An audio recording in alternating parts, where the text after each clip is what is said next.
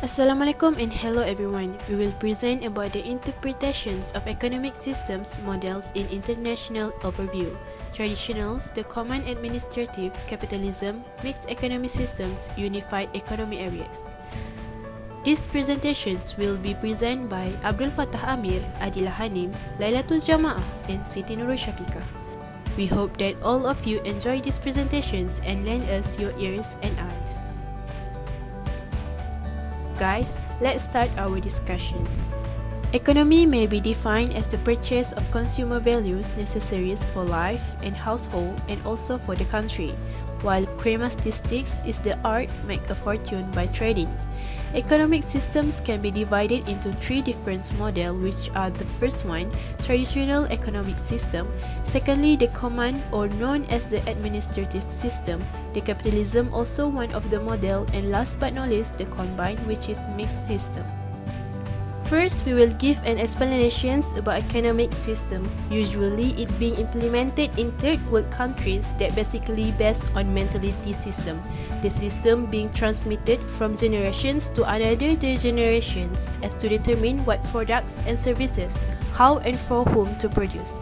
The economic role of the individual is determined by heredity and caste affiliations. Technical progress often comes into conflicts with the traditions and threatens the stability of the existing order.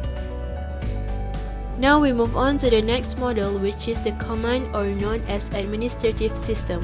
This system where all decision regarding on economic issues is under the state.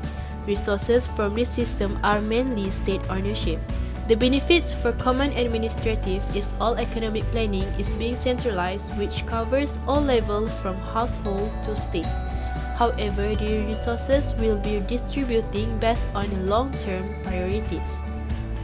The example of countries that implement this system is People's Republic of China and Russian Federations, where both countries have shown a positive result in certain period and has increased the country growth rates. Besides, Russians also has successfully solving critical problems such as industrializations, collectivizations of agriculture, and the mobilizations of the national economy. Unfortunately, the country will have difficulties to reform the economy as they have to change the fundamentals of the system such as demonopolizations of the economy, privatizations of ownership, and establishing a market-oriented economy. Last but not least, choice of a particular economic system is determined by the balance of political forces in the country, as the nature of the ongoing transformations, the extent of support of this reform from national society and international community as well. Capitalism is the third model of economic system. The economic and political system in the country which involve country's trade and industry controlled by private owners to gain profit rather than by the state. This is because in capitalism, private individuals or businesses own capital goods.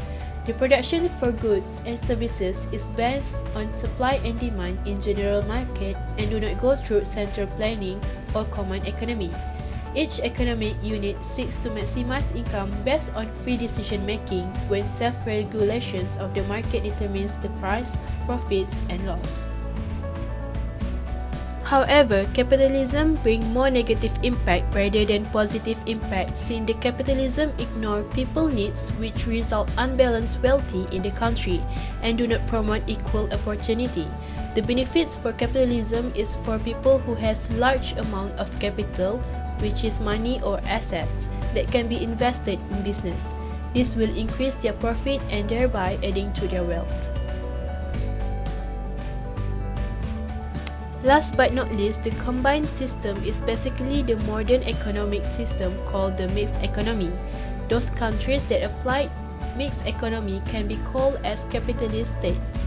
First, the determined methods of transmitting information in them is the mechanism of price signals or spontaneous order. Second, private ownership is the prevailing share of scarce resources, most of which is capital. The advantage of mixed economy is efficient use of resources and the economic freedoms of producers, the promotions and deployment of resources and more modern technology. There is no single universally accepted solutions to the economic problems. Besides, approaches and methods of effective usage of own resources are exposed to not only the objective laws and trends, but also influence the national culture, customs, and traditions.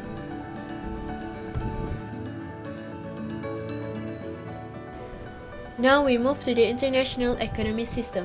The international economic system is a set of elements of the world economy with special characteristics of each of them. In the process of the actions, elements of the global economy arise integrative qualities, characteristic principles of functioning of the system. Main elements in IES is individual countries and group of countries. Between countries, there are different relations, which is political relations, scientific relations, and cultural relations. International economic relations is one of the forms that implement the form of international relations. For example, the normal functioning of the scientific and technical projects between the countries need international market of scientific and technical products. IER is a system of economic relations concerning the productions, distributions, exchange, and consumptions of products beyond the national borders. Now we will discuss about unified economic areas. Unified economic area or common economic space is one of the forms of international integrations aiming at liberalizations of foreign economic relations within enterprises and the implementations of collective protectionism abroad. The objective is to ensure the parties has their right on certain provisions such as movement of goods, capital, services and labor. The coordinations of economic policies of state parties in the relations to the macroeconomy, and last one, the financial sector, transport and energy, trade, industry, and agriculture. Example of economic area is European Free Trade Association, European Union, North American Free Trade Area, the Asia-Pacific Economic Cooperation, the South American Common Market, the South African Development Committee, the West African Economic and Monetary Union, and last one, South Asian Association for Regional Cooperation.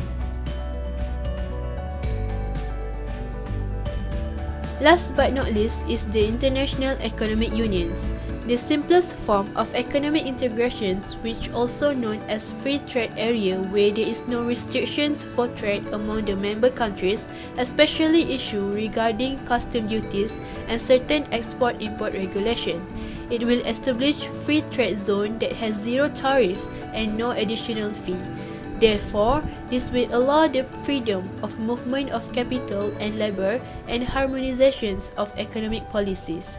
There currently are following forms of regional EI, which is Economic and Monetary Union, Multilateral Free Trade Area, Customs Union, Customs and Monetary Union, a single or common market, and lastly, Economic Union. However, there are the implications of this economic system in generally. The proximity of the levels of economic development and the degree of market maturity integrating countries.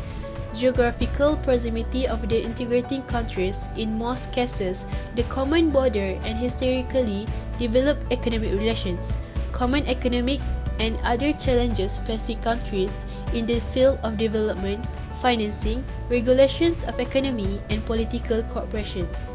That's all from us. Thank you for spending your time and lend us your ears and eyes. We hope that all of you get the input from our presentations.